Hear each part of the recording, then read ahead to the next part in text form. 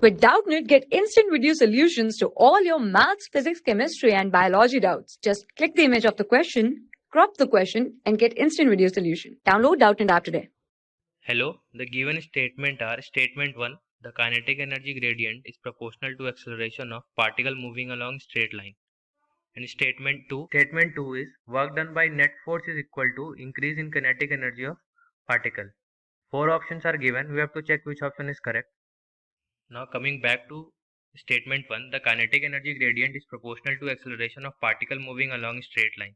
So if particle is moving along a straight line, we will apply work energy theorem, which state that the work done by a particle is equal to change in kinetic energy.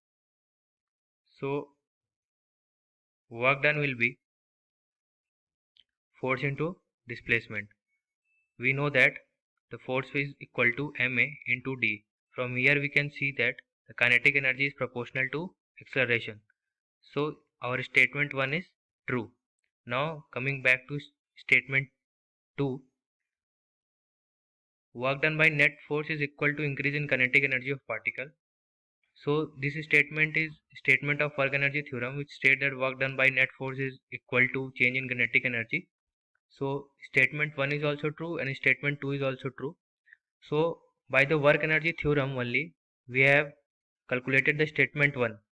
So statement 2 is correct explanation for statement 1. So we will check the option. Option A states the statement 1 is true, which is true. Statement 2 is true, which is also true, and statement 2 is correct explanation for statement 1, which is also true. So option A is correct. Thank you.